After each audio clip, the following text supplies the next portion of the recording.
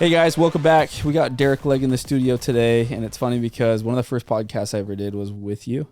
Yeah. And now it's kind of weird to like flip and then have you on the podcast because we've done two together on your podcast, I think. Dude, now. Is that weird? It is weird. It was like 2 years ago, probably. Was it? It was our first one. Oh yeah. I was on Jefferson Rogers' podcast first before I ever started mine. That's where we actually met. That's where we met. So I was on his. Yep. That may have been the first one that I ever did, but it was kind of early stages when I started getting invited to go on podcasts. And it's funny because I've been on a few podcasts recently, the last few months, and I always tell people, I'm like, since I've started mine, I went like a year and a half and I hadn't been on anybody's. Really? And I felt weird about it. I'm like, dude, am I like not that interesting? Not that cool. Then I've had people tell me that, like, well, I was on yours, and I'm like, well, dude, invite me on yours. Yeah. And so we had like Caden Terry came in on mine.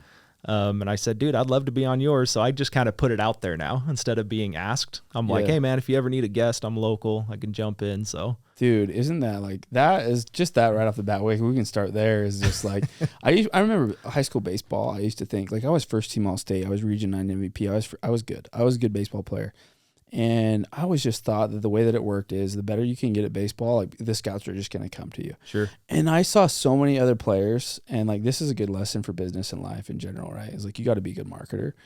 It taught me, this is what it taught me. Like I saw kids that just weren't as good as I was, and they would go get opportunities, and they would get scouts to come, and they would get offers while they were still in high school. And I was like, what the I just like get so mad. I'd be like, what the heck? Like my batting average is this. I hit this many home runs, this many doubles, whatever. Like, but they didn't know. Like, if I would have done the same thing and like, you know, like put that in front of them, they would have been like, oh, well, yeah, it's an easy choice. Like, let's go with him. But I didn't. I wasn't a good marketer. So is that what it was? I mean, did you feel like you had the accolades, so that should have spoke for itself, or were you just not putting yourself in front of them? That was my mindset. Yeah, and I really did. Like, I was hitting major league home runs in high school. I always hit over 400. I was the Region 9 MVP, first team All State. Like I was good. Shortstop my senior year, I didn't commit a single error. Wow. Not even a single one. Like I was a good baseball player. And down here it's like competitive, in Utah in general, like we had a good team, but was I the best in the world? Absolutely not. Was I good enough to play D1 one day? Yeah. Would I started at D1 right off the bat? Probably not. But to go play in some JC, absolutely. Like I could have started a lot of JCs across the country and then eventually made it to D1 for sure. My dad played for BYU. He pitched for BYU. And so anyway, like I just, the lesson that I took from that at an early age is like, dude, don't be afraid to market yourself and throw it out there. Like that's why I love hearing that, because it's so true. If you want to get exposure, like nobody's going to do it for you. You got to be your own brand, and they're either going to, they're just going to pass up on you because out of sight, out of mind. But if you're putting yourself out there on purpose, then you'll get on for sure. The majority of guests that we have, that's what it is. I mean, we pretty much open it up so the Derek Legg podcast, it's any walk of life. We don't even really have like a theme, right? Yeah. And so the people that are coming on typically are reaching out to us. Really? And so I kind of took that around of like, well, I'm not reaching out to anybody.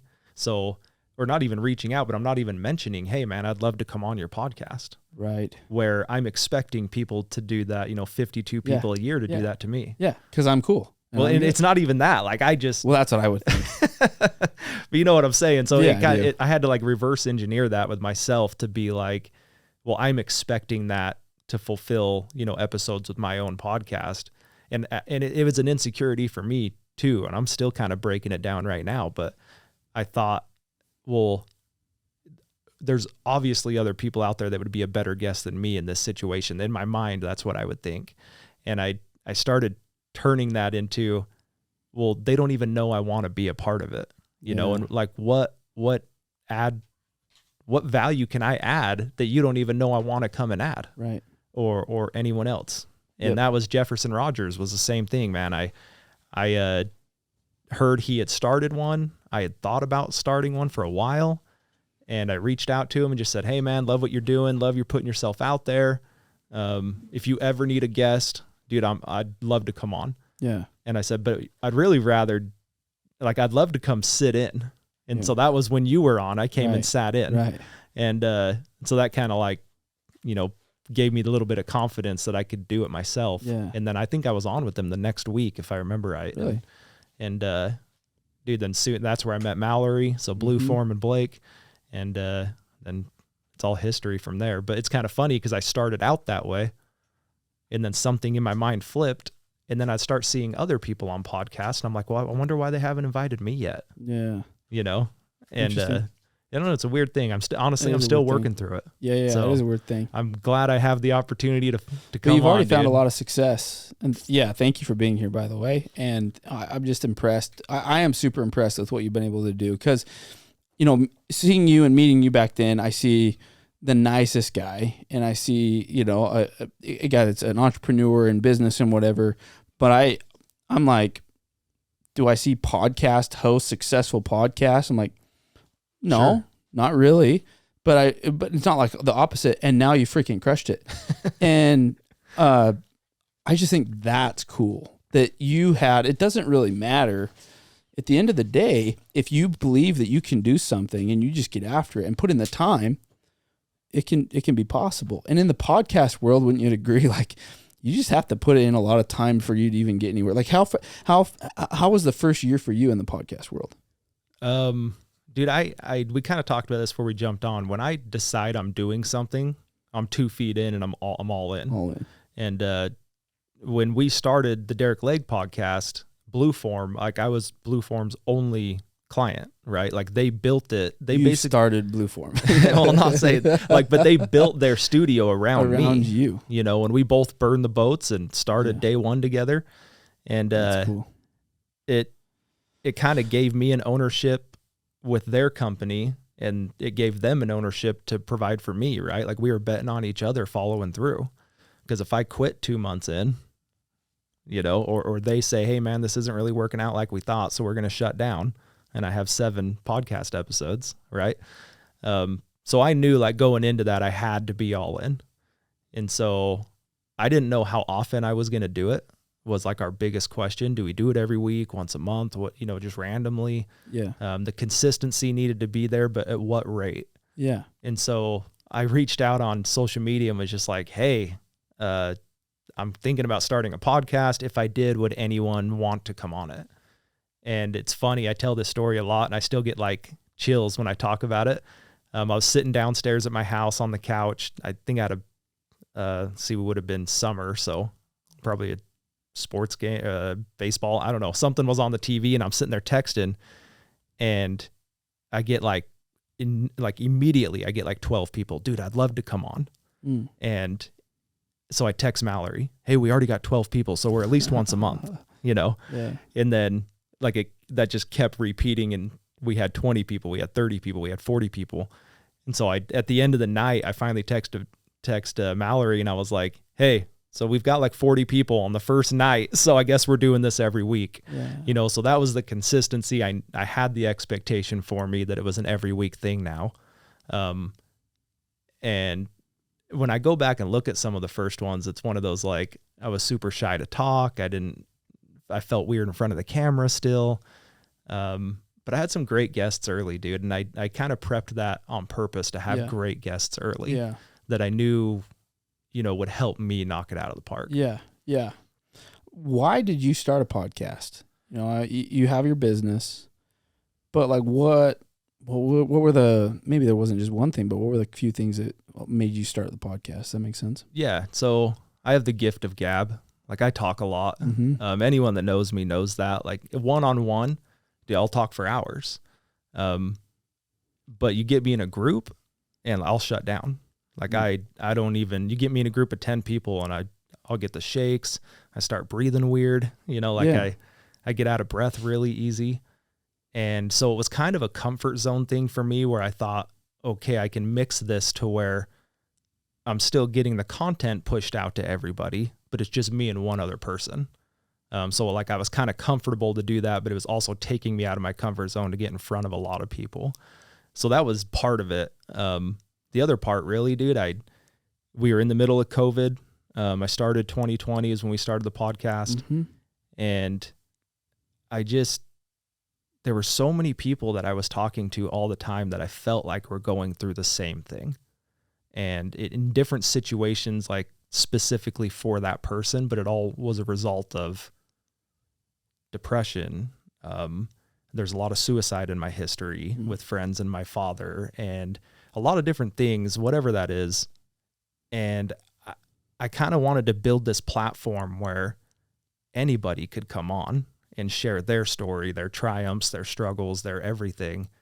And hopefully it touches that one guy that works at Jiffy Lube and went through the same thing, you know, or that person you walked by in Walmart that you had no idea, but he was on the Legg podcast and talked about these struggles that you relate to.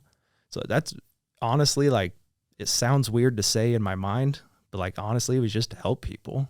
To help people with information from people who are pros at it or whatever. Yeah, or just been through it, dude. Stories of, how they got through it. And because I think we all struggle with a lot of the same things that maybe are tweaked to our own situations, but people get through things, man. Like, things are hard. Life's hard. Yep. Business is hard. Families are hard. Friends are hard. But there's a lot of triumphs that I think you can pull out of that. That's awesome. Did you ever worry about the money that you were spending on the podcast every month?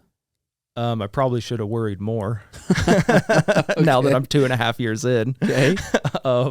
So dude, at the time I had 4 businesses that were functioning every day or 6 days a week.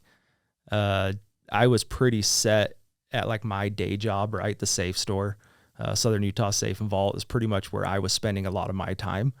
And I had, you know, a half dozen employees running everything else.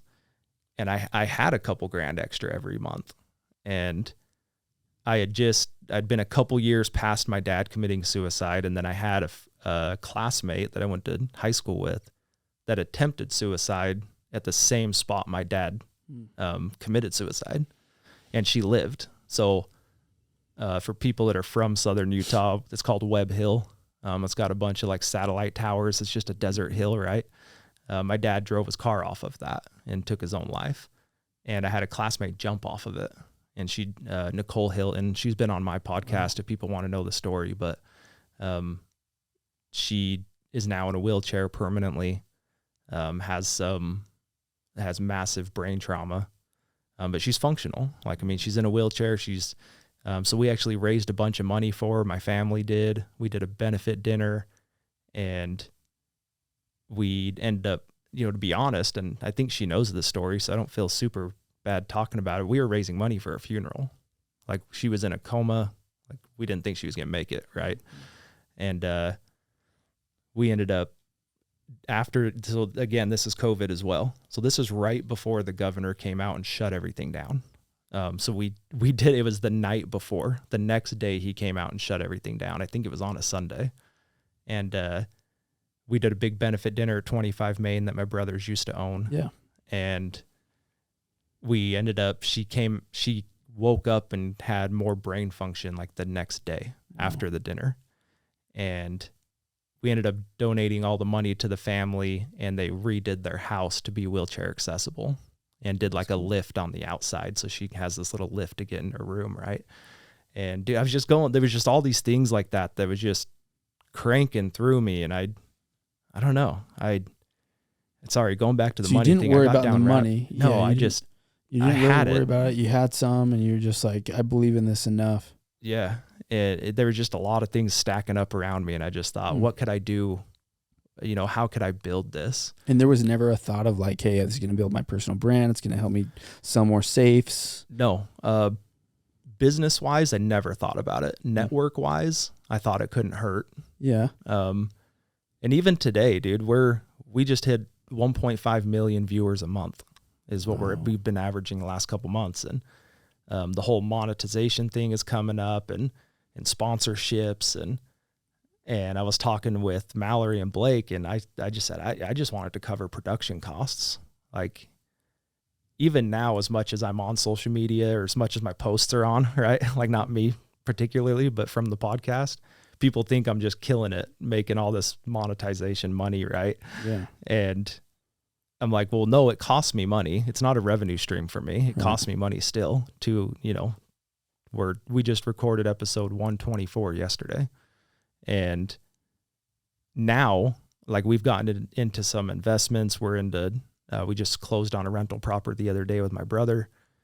And I'm like, man, it'd be nice to have that $2,000 every month, you know, or that couple $1,000 every month that I've been spending on this. Yeah. And, but I think if it ever got over production costs, we'd scholarship, donate to a family. It's never been a revenue stream for me. I never thought about it that way. Just to give back. Yeah. Just to help people. You know, and it's weird, man, because people like come and question me about it. And I'm like, I promise, dude, I'll show you the checks that I write every month. That's crazy. But it's still, I mean, 1.5 million a month. What's the secret? Consistency, man. Yeah. Like but I mean, that's still a lot. Because you could be consistent at it, but to get that many views, I mean, you've got to have a way to get it out there. You know, I mean, that's a lot. Yeah. Right? Like we were kind of touching before we started, I don't know anything about mics and lights and headphones and all that. Right.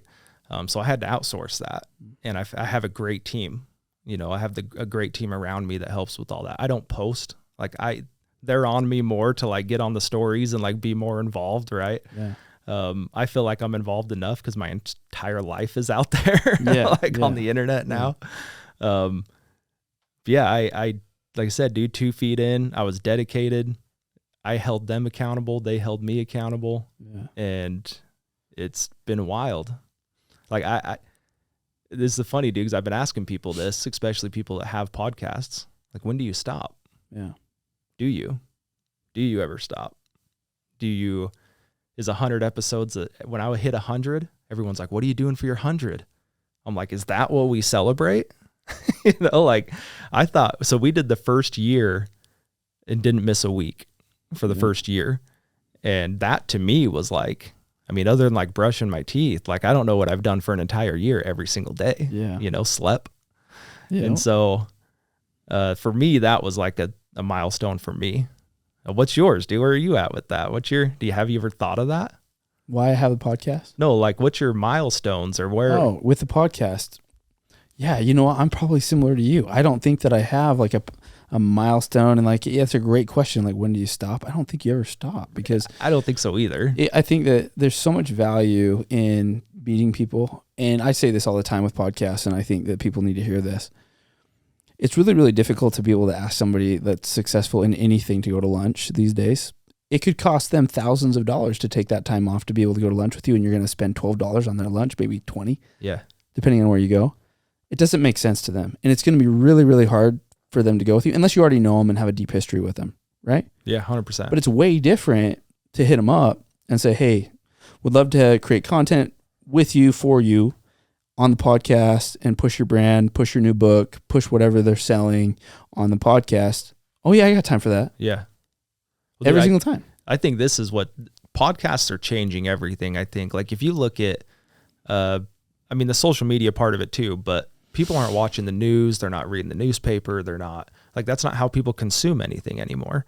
And so having these, and I'll ask you too, after I get done with this, but like our content is consumed short form, right? Like we have our hour and a half podcasts, and you can see the analytics. Typically they're on ours, like they're dropping off about 25 to 30 minutes in is when it really just tanks on the viewership, right? But our short form is killing it. Our TikTok is killing it. And so I think having those nuggets and that content, like you were saying, that's where the value is. The value isn't having an interview in the paper, right? Or the radio or whatever it is. And so I think Trump did this a little bit. And now Vivek, is that how you say his name? Ramaswamy, that guy? I don't even know that. You don't know who that is? Should. Okay, so I'm looking at Luke. Should I know who that is? Do you know who that is? Okay, so he's making the rounds of podcasts. Like his campaign trail is doing podcasts. Oh, I know who you're talking about now. Okay, yeah, it just hit me. Yep. And so it's like this is all changing. Like I think Trump had everything pushed because his presence on social media. Yeah. I mean, that's what got him elected, I believe. And other than what he believes in, but like that's how we got his name out. That's how he was running out. This Vivek guy's the same way. And think about, dude, I'm just Derek Legg from D-Town, bro. Like there ain't nothing special about me. Yeah. But being consistent in that podcast has got all of that pushed out there. But our gold and our nugget is that short form. I mean, are you guys seeing the same thing? Yeah. And so what you're saying, to be clear though, is you're saying you're throwing your short form out, marketing like as a hook to go to your podcast and subscribe. Yeah. Is that what you're saying? So yeah, like our YouTube's so hard to grow for us. Oh my gosh. In general, it's tough. Yeah. And so, I mean, I can't speak for everyone, but for us, that's what it's hard to grow that. We're almost at like 2,000 subscribers right now. I think we're 19 something. And, what's crazy is I was looking at it today, actually, with the guy that does SEOs that just stopped in my store and we got chatting. Mm-hmm. And we had, in the last 28 days, I think is how they break it down. The last 28 days, we had 75,000 views. And I'm like, well, how do we have 75,000 or 73,000 views, whatever it was, but we only have 2,000 subscribers? So like, how can we convert 1% of that into subscribers, right? So that's the struggle with what I'm struggling with right now, is how do we get that pushed in? So yeah, like we have the long form to create those, 8 or 10 short form nuggets. Yeah. We're trying to figure out how to take it from those short form nuggets to subscribing. And that's why TikTok, we're at 19,000 subscribers. Someone can check me. We're in the teens. And YouTube, on our long form YouTube, we're at 2. Yep. Which is still, it's still decent for a podcast, honestly. Yeah. I mean, dude, I'm excited for anything. I didn't know if anyone would watch other than my mom. So yeah, like I'm glad that there's still someone out there. Yeah. YouTube can be challenging, but yeah, it's cool though. Like I think everybody wants to be Joe Rogan. Sure. Everybody wants to be Ed Milet, or you want to be Alex Hormozy or whatever and just blow up. But I think I was on Alex's this last week, and he's got like over 500 episodes at least, maybe he's in the 6s now. Right. He's got a crap ton. You hear his story about how you just have to stay consistent, and then he started to switch from gym stuff to like more entrepreneurial stuff, and then that's when it started to gain traction, right? So then he was able to like kind of just go to a broader market. And then you talk about like Mr. Beast. Bro, it was like for the first 4 years or something like that, he had less than 1,000 subscribers on his YouTube. I'm aware of this guy, but I couldn't pick him out of a lineup. He's the number one YouTuber in the world. Yeah. Like he's insane. Yeah. And I think that stuff's fascinating. Like the consistency is definitely there. I think a lot of people struggle with the why, right? And not everybody is as like kind as you, I guess. They're like thinking about the money. And for you, it's a passion project. Yeah. It's like, I'm just passionate. I want to share this emotion, this energy, this good love, whatever it is with people in every way, shape, and form. And you just want to blast that out. For other people, it's like, well, we hear it all the time. How do I monetize it? Right. How do I make money from this and have it effectively come into my pocket?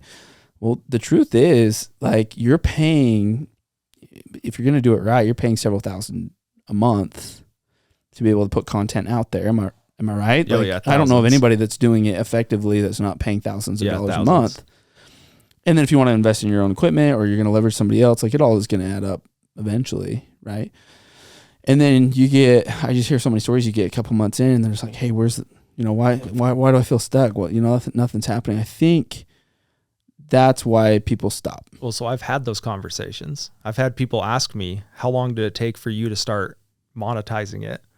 And I'm like, well, we're 2.5 years in, so I'll let you know when we start, Yeah. And like we have had some payments from like Facebook and Instagram, like 100 here, a couple hundred there, like not enough to cover one episode ever. Right. So we have hit a little bit, but man, they changed that. They changed like the payout scheme all the time. And so 1 month we get, $170, and the next month we get $4. I'm just like, what happened, right? Yeah. And so I think also for me to stay consistent, it couldn't be a revenue stream for me. Like I couldn't look at it that way. I think I had to look at it as what it was, like helping people. That was the point. And I don't know. Maybe I'm weird. I have a lot of people ask me about that though. How long did it take you? That's usually where it comes up where I'm like, no, dude, it's not. Yeah. Yeah. Well, you mentioned a real estate property, and I'm gonna touch on this a little bit because I think this is maybe the answer for me. It's very indirect. I have people reach out to me almost every day. Yeah. People that I don't know, definitely multiple a week, I'll say, and people that I don't know, and they're asking me business questions or whatever. And some have turned into opportunities for me. I know, in fact, and he may say that, yeah, well, maybe that's not true, whatever. I think subconsciously, no matter what he says, like, it is because he sees me on social media. There's an opportunity in real estate to be able to go and flip 4 homes in California where there could be, several 6 figures at the end of it that I get a pocket because of the flips. And they're a great opportunity that came from a family friend that you wouldn't find any other way. Seller finance, interest only, basically set up where we can't lose. Like without getting too deep into it, like we can't really lose. Not normal. Like there's usually some form of risk, and I guess technically there is, but not really. And there's a huge upside there. Why do I have that opportunity? Because that person was thinking about me all the time. Because that person saw me talking about business, talking about hustling, talking about like living your best life and going after your dreams and real estate and all that stuff. And if I wasn't doing that all the time, he would have thought about the next person in his mind that was. Probably me. So probably thanks. You, and then he would have called you, and then I would, yeah. So no, it's being top of mind. It's top of mind, yeah, and it opens doors that, it's one thing to like look at. If you just had that bank account, you're like, oh my gosh, it's like going down every month, and then everything else, you don't even pay attention to that. But yeah, it would look like it's a cost. I think 1, it's an investment. You got to think of it that way. Sure. 2, it compounds. Oh yeah, like you have people that listen to your episode number 10. And then they get hooked, right? It's like it will continue to pay off over time, and you're just building that, right? And then it indirectly, or sometimes directly, can. Some people can find a way to directly, affect and boost their business. But dude, can I touch 2 more things? Yeah, 2 more things. You can touch 3 if you want. So 2 more things that it's definitely benefited me, and it was nothing I'd planned on, but it's obviously relevant. One, like you're saying, it's building this community, right? This community around you and your network. I mean, you've done it 4 times. You got 4 kids. I only have 1. For me, when we had William, my son, changed my life. Yeah. And a lot of my daily dealings every day points towards him. And so I started thinking like, man, how cool that I'm going to be able to build this, large group of people. And I've only looked at it as the guests that have been on. I've never even really thought about it as the viewers that are viewing it as well. But I've built this huge network. We've had some repeats, so call it 105 people that have been on that I feel like my son could reach out to at any moment 15 years from now. Yeah. And so like it's a huge thing for me. Like I've got friends. I don't know that I need a whole lot more, right? Like I have people I can count on, but I'm building this huge network around my family. And then the last thing, I basically have a weekly diary of my life that if I die on the way home from this, my son will have 124 episodes of my podcast that he could go look at. Yeah. How cool is that? That is way cool. Like people journal. I don't journal. I don't write. I probably should. I've tried multiple times to start, but I have a vlog every week of my life. Mm-hmm. He can see how I interact with people. He can see what I'm interested in. I'm very open on there. I've never like cut any of my own stuff out. And even like right now, Mallory, the other day when I showed up, she's like, "You're losing weight." And I'm like, "Yeah, I've been on this diet for a month now, and she's like, "I can tell." And I thought like, my son's gonna be able to see me from episode 1 to episode 124 and see that like I'm still trying to progress, right? So those are 2 things that now, I mean, William was born when I started, but he was an infant, and dude, I always like to touch on that because when it comes down to everything I'm doing in life, in business, in relationships, I'm like, maybe that'll benefit my kid one day. Like, that is cool. That's how I approach it. That is so cool. Growing up in Santa Clara, the Gubler family has been around for generations, and they helped settle Santa Clara. And I felt, a lot of people think, oh, you're good at real estate because of your family. I'm like, nobody in my family did real estate. I was the first one that I can ever think of anywhere in my family, like direct family tree, without branching out too far, like that has done real estate. Yeah. I didn't have a dad or uncle, anybody to help me that knew what they were doing in real estate. So I had to learn it on my own. Where it did help me is the trust factor. I knew your grandpa, knew your dad, knew your uncle, whatever, and they're good people. Yeah. We did business with them, Rocky Mountain Food Co., and they're good people. They've always been honest, and we like them. And then your offspring, okay, we'll give you a shot. And I felt that in my life. I'm so grateful for it that they were able to do that. And so to hear you say that, it kind of hits me a little bit like, whoa, that is cool. That's a good reason for me to stack in my bank of whys, like why I should keep going with the podcast. Right. Is because of that. And I've never thought of that before. So I was probably a year in before I ever thought of it. And I just thought like, man, if I die on the way home, like life insurance is great, but he's going to have a video of me and, you know, hours and hours and hours that he can sit and watch. Yeah. So I don't know, dude. I almost all of Blue Form's clients have been on my podcast. I've had multiple people, right, like yourself, that were on that I've just encouraged to do it. I'm like, dude, it's the best thing I've ever done. Yeah. What I've been able to build around myself with my network, I call it my community that I've been able to build around myself is priceless. Yep. Thousands a month, but it's priceless. It is. Yep. I agree. The relationships that you're able to build, and then like a snap of a finger to be a connector of like, hey, well, somebody texts you like, hey, I need that. And just like, boom. Yep. It's value added. And I've kind of been that guy, like through high school and after, like I was the guy that knew a guy. Mm-hmm. And so like I was kind of had that built in, and it's probably because I talk a lot. So people just feel like they know me. Yeah. I'm also not afraid to just call someone if I need to.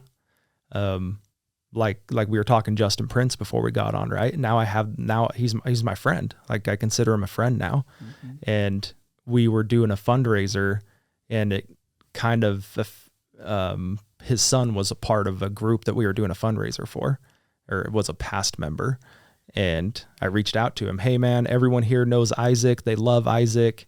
You know, if you can do anything or, you know, feel obligated, whatever, like we'd love to have you donate to us. And boom, right? Like I've built this network now of people that I have no fear of reaching out to. And the first time I really sat down with Justin, we were talking, dude, I just froze. Like I had no idea what I was getting into. Right. So that's part of it.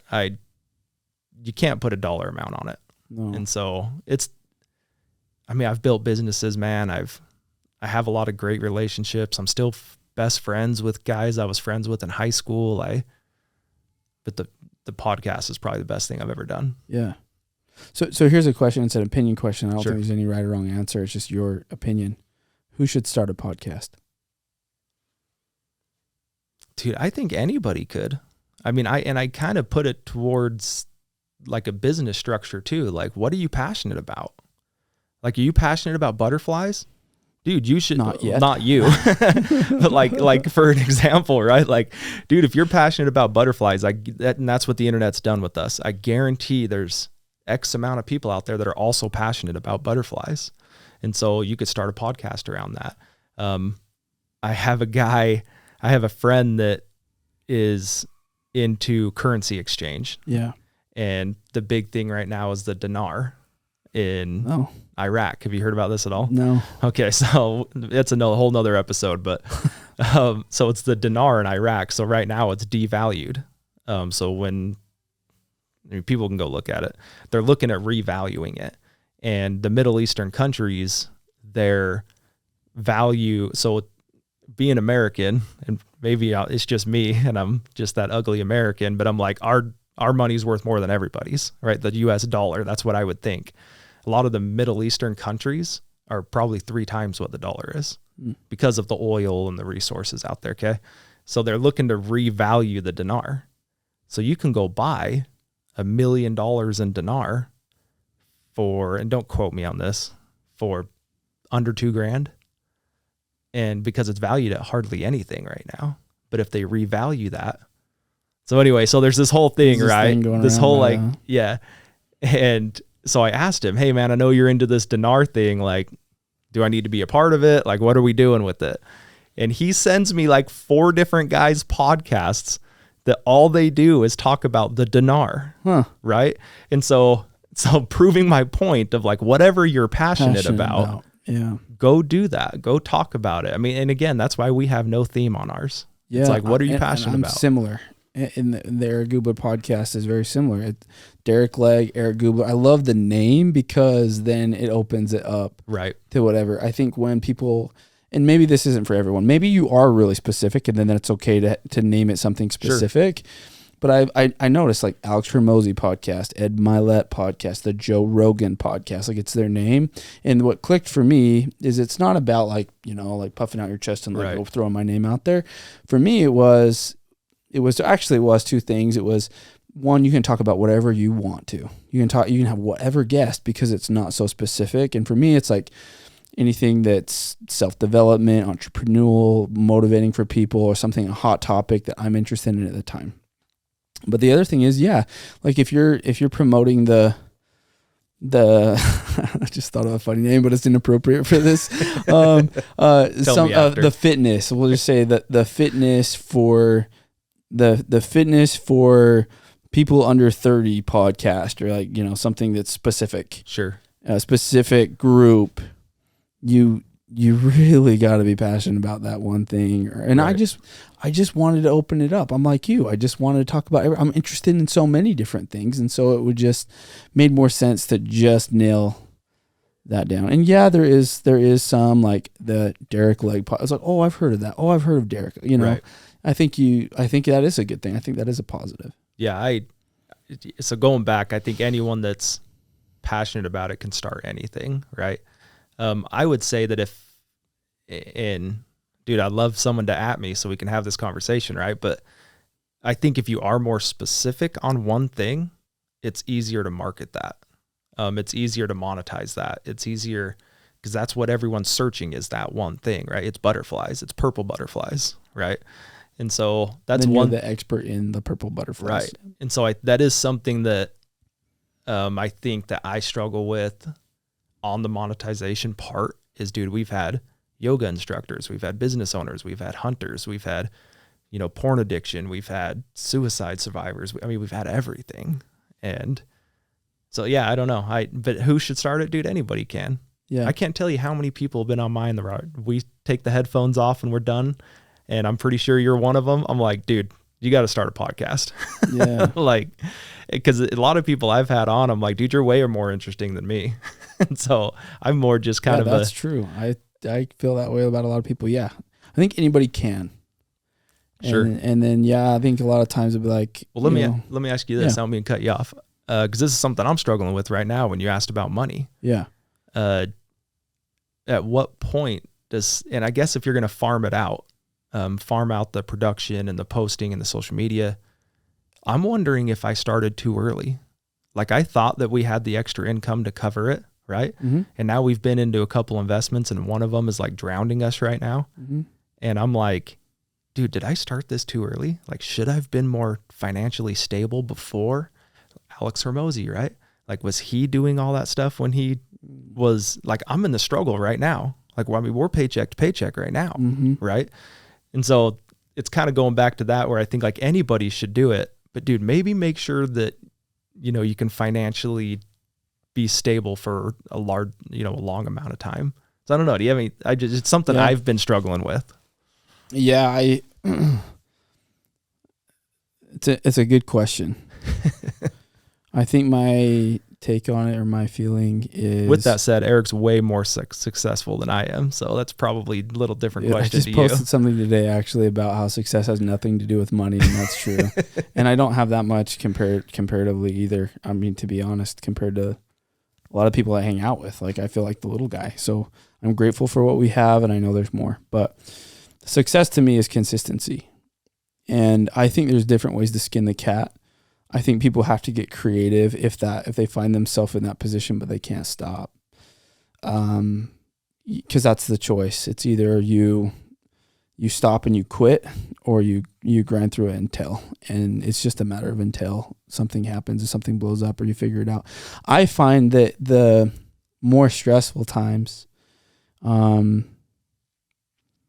funny because I'm kind of in a similar situation. Like this week, I'm gonna be forking out a lot of money, I'll just say, towards these investments, which makes my liquidity not as comfortable as it was. And Will we still be okay? Yeah, but I just don't like it, right? And that's just me and my personal preference.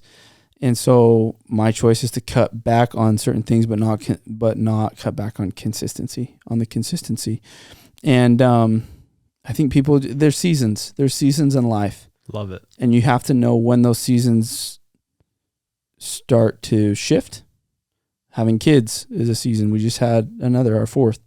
That's been crazy. Like, I can't do things as consistently that didn't matter as much anymore. So I have to cut certain things so you really prioritize. It shapes you, it refines you, it pushes you.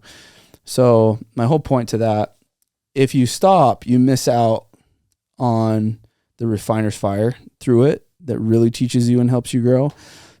The only reason you should stop is if it doesn't matter. Because those are the things that you have to cut, because now I call it your team. So if you have less time, energy, attention, and money, you're talking about some of those, right? Then you have to prioritize where those 4 team members are allotted. Yeah. Right. And so the only time you cut something is if you can prove it's not important. But I would argue that a podcast is. Yeah, I just went through that. So one of our companies is we have government contracts with the post office. So we had 3. And one of them I've had for 16 years. I mean, I've done it almost half my life. And it was getting to the point where I hired all these. I've always hired them out. I fill in when I need to, right? And I had trained 3 straight people, and all of them quit. One quit before they even did a day on their own. And then the other ones quit like within the first couple days. And I've always kept them to like employ people. Like I would argue this month, I'm sure this is accurate. Or this year, I've probably lost money this year on this specific route. And so most of the year I've been doing it 6 days a week. And I've been trying to argue with the post office about, by their standards, we're owed more money. Like, we meet all of their standards to get a raise. And I've been having arguments since March with the post office on that. And we're in the end of November now, right? And I finally just told them, like, I don't know what else I'm supposed to do. Like, I'm meeting all of your standards. I guess I'm just going to have to give notice and give up the contract. And to me, it was like a flex. I was like, they're not going to let me give it up. I've done it for 16 years. I've never missed a day. I've never been written up, nothing, right? And they're like, okay, if you want to submit your 90 days, you can.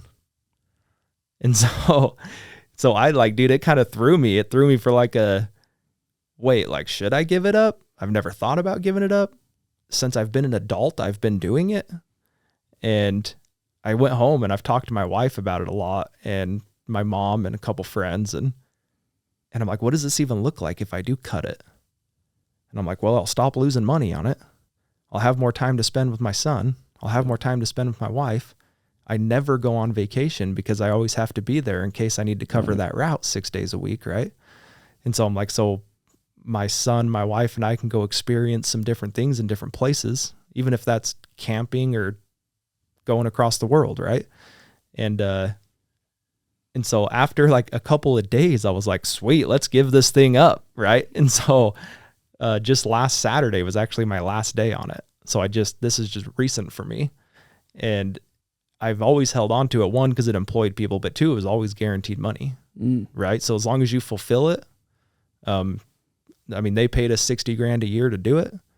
It was our vehicle, our gas, our insurance, all that stuff. But it was $60,000 a year. And I'm like, okay, if COVID comes back and shuts the world down, we were essential, and I'll still make $60,000 a year. I can go do that. So that's why I've always kept it. It was this fear thing. Yeah.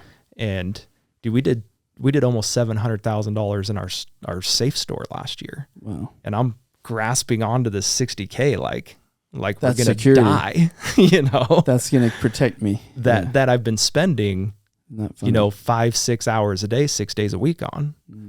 And then I go to my second job, and then I go to my third job, and then I try to have enough energy to go home and play with my 3-year-old, right? Mm-hmm. And so, dude, it was to be able to give that up, like you were saying, prioritizing the things that really mattered to me. And I held on to that for the income, where I know how to make money. I can create income.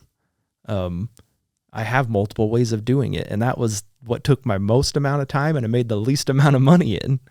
And so, yeah, dude, prioritizing that and not giving up the podcast, right? Not cutting that for time or not giving up the safe store or, yeah, it was hard for me, dude. It's been a growing thing for me. It might sound stupid to other people, but I mean, it was a hard thing for me to give up. Dude, I think that most people can relate to what you just said. I think that story, that principle can be found in just about anybody's life.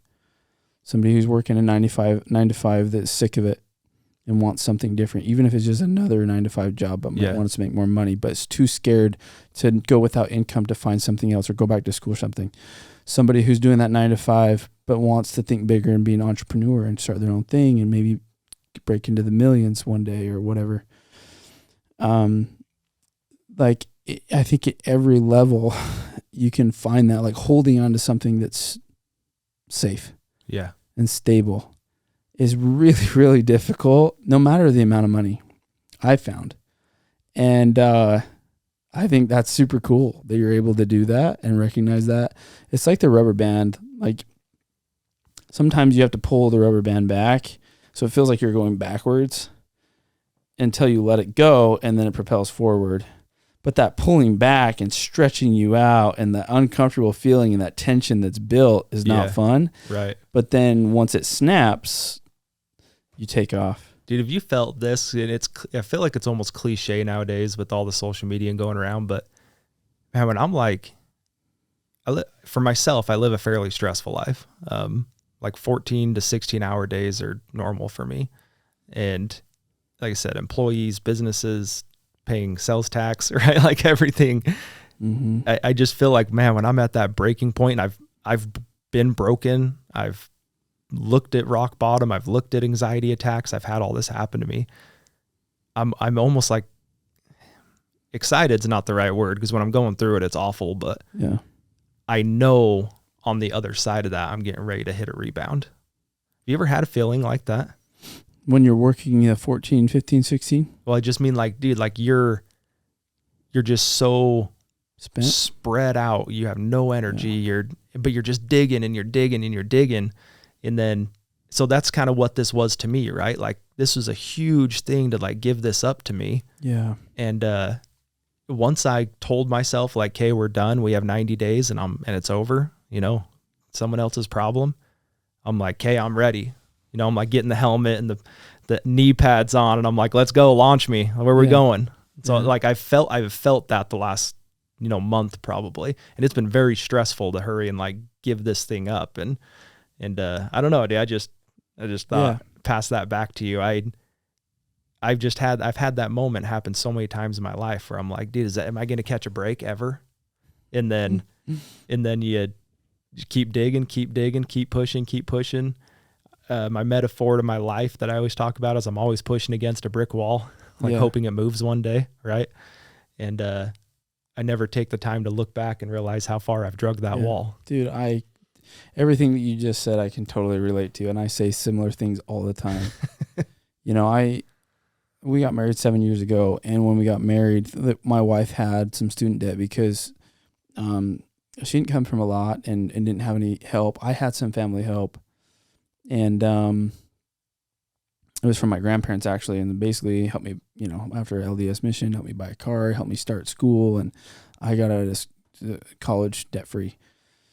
Summer sales helped with that, but she didn't have those opportunities and gifts, really.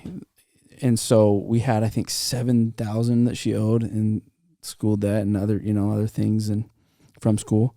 She worked. She still worked throughout the whole thing. She just couldn't stay ahead. Yeah. And dude, that fired me up because I'm like, I don't do debt, and I got to get rid of that as soon as possible. And so I remember that feeling of, it felt like every time I started to make better money as an entrepreneur, like the moving in real estate when it was getting started, it was like, but then another bill comes. Yeah. Oh, then we're having a baby. Oh, but we got to upgrade our car because we're having another baby. Oh, it was like, and then, we don't qualify for cheap insurance anymore because we make too much. Oh, so now our insurance is going to be way more. Like, now we're growing in our family, so we had to get a bigger house. It was just thing after thing. And it tries to like weigh you down. It feels like that barrier to entry in becoming an entrepreneur is tough because it feels like in that gap, to go from making like 60,000 a year to like 6 figures, let's say, is it almost feels like the government like doesn't want you to. Sure. It feels like they incentivize you to not get past that. It doesn't feel like that. It doesn't feel like they do because then you're paying so much more for babies. You're paying more for insurance. You're paying more in taxes. Like you're paying more for so many things. So it's just like this easy, like why am I just paying so much for all this crap? Like, and so that hump becomes difficult. Yeah. But then once you can push past that hump, then I like started to look back and I was like, gosh, I'm so grateful I didn't quit. Yeah. I'm so grateful that I didn't give up because I do have more opportunities now. And then the truth is, Derek, to add to what you're saying, this kind of unrelated but still related, dude, it never stops. Yeah. Rent is due every single day. And am I any more happy than I was back then? Slightly. Why? I think the only difference is because I know I have money in the bank that if a problem arises, I can just be like, solve that problem. But outside of that, do I feel like I really have any more happiness out of life and joy when I wake up in the morning? Not really. Do I feel any better because I own a bigger house than when I first got married and we didn't own? We were renting a basement. Not really. Like I was grateful that I woke up next to my wife, I don't want to cry. I was grateful that I woke up next to her. I was grateful that I had kids. I'm grateful now that I get to spend time with them, when I get to reunite with old friends. Like those are still the things that fire me up and that I'm passionate about and that really like get me deep down. You don't need money for any of that crap. And so I think sometimes we forget that, but the other thing is you learn so much through the process. You become a better individual if you can come out the other side honest and just fighting through the ups and downs and the stress and the depression and the anxiety that comes with it and all that stuff and learning how to manage it to be able to like level it out. You do become stronger. You become a better version of you. And I think I try to look at it that way. I'll add to the end of that too, where I kind of said everything comes back to William, my son, right?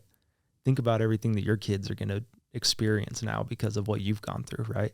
I saw it was just an image. It wasn't a meme or anything. There was an image that said, when you're teaching your son, you're teaching your son's son. Yeah.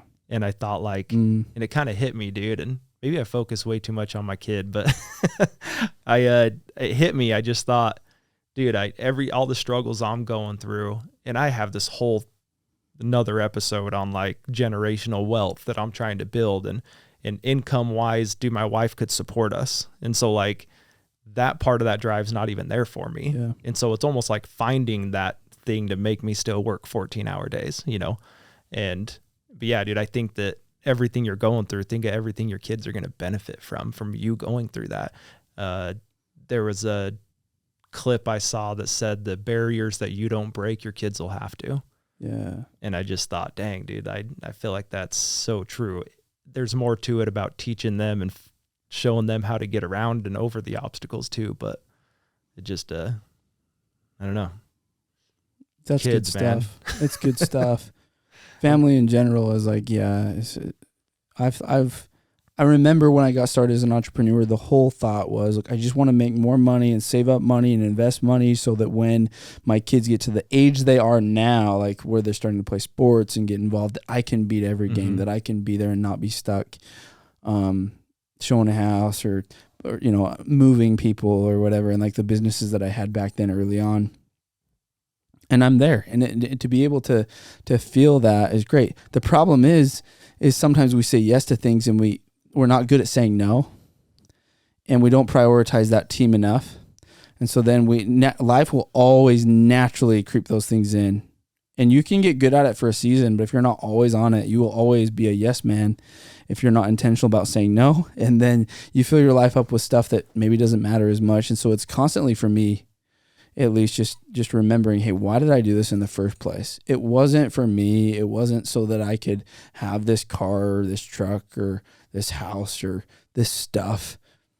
It honestly was like, number one was so that I could spend more time traveling and being with my wife and kids and spending more time with them and helping their education and helping them grow. And then 2 is kind of funny and selfish. It was just I wanted to eat better food. Like that was it. I just didn't want to like ever think, oh, I want that like really nice steak at the store and like, oh, I can't afford that. Like right. You're buying that brisket and not looking at the price anymore. That was number 2. That was like what fired me up. But so often we get caught up in like, oh, it's not enough. It's not enough. It's not enough. We got to keep going. Gosh, that is just so not true. Like the money, just become the best version of you, add more value to people, and the money comes. And I think we've talked about this in the podcast, and we'll kind of maybe end on this thought. Sure. You got to believe. And you've said that a couple times. I've noticed it in some of the things that you've said. And I think you've even said, I believed 1 or 2 times during this podcast. Somebody fact check that. And it's like, so nope. True. The belief that you have is so important. Is like, no, if that person can do it, I could totally do that. Yeah. Like I can totally make that happen. I can totally, make $1 million a year, or 10 million, or sell a business for 500 million or whatever. Like I think the difference in those levels is just that people believe that they can, and that's about it. Yeah, and can I put another word to that instead of believe? I think it's courage. I think it's courage to jump in and be able to take that chance on yourself. And dude, I don't know. I've always been a guy that's like, we'll figure it out. Like put me in the situation and we'll figure it out. And I think a lot of entrepreneurs feel that. We're doing a project. I know we're short on time and it's because of me, but yeah, no, it's good. We're doing a project right now that is a huge remodel that we're doing with my safe store. And I have my brother there helping me. That's like he's basically a contractor. Like he's actually an electrician, but he can do everything. And like we've been framing and drywalling the last couple of days. And he's like, so how are you going to do this? How are you going to do these soffits with these lights in it? And he's like I don't know, man. Like after we get the drywall up, we'll figure it out. And so I've kind of ran on this like blind belief that we'll figure it out. And luckily so far it's worked out. And that's just that way it always goes, right? You will always figure it out. And I'm a firm believer in that. It may cost you more than what you think it's going to cost you. And that happens a lot too, I feel like. But I'm very similar in the sense of like, we're going to figure it out. If you have a dream and a vision and you hold on to that and you keep going, it's going to happen. Yeah. Did you ever take a job with Kangaroo Moving that you were like, how the heck are we going to do this? Oh yeah. Well, we're going to, right. So, I hated that feeling, but somehow we always got through it, right? Now we're 7 years in and all those things, man. I don't worry about anymore. It's courage. Yeah, it is for sure. Dude, I love it. Thanks for being on the podcast. Love it, dude. Anytime you want me to come back, dude, I'm here. We got to have Derek Legg back on the podcast multiple times. It's good energy. It's just good to be around you, dude. So thanks for coming. Appreciate it. All right, guys, if you like this episode, go share it. Go share it with everybody. Go share it with your friends. If you're interested in starting a podcast, reach out to either one of us. 100%. Derek Legg, at Derek Legg Podcast on Instagram. And what's your personal one? What's the best place to reach you? So the podcast is monitored the most, so it's probably the easiest to get a hold of me on there. So if it's not me, then my team does monitor it and they'll send it to me if I miss one. Honestly, shoot me a text. You can text me. I mean, you could Google me, figure out my number, but it's 435-229-7988. Shoot me a text. There you go. Any questions? Yeah, hit us up. Either one of us, and go follow Derek. He's got an awesome podcast, and again, he's got all different kinds of people and guests on there. Some really, really cool stuff on there. Eric twice. I've been on there twice, so go check those ones out for sure. Go subscribe to his channel. It's a good channel. So anyway, appreciate you guys listening this far. Go give us a 5-star review if you haven't already. That's another thing that helps us get out there. Appreciate you guys. As always, we'll see you in the next episode.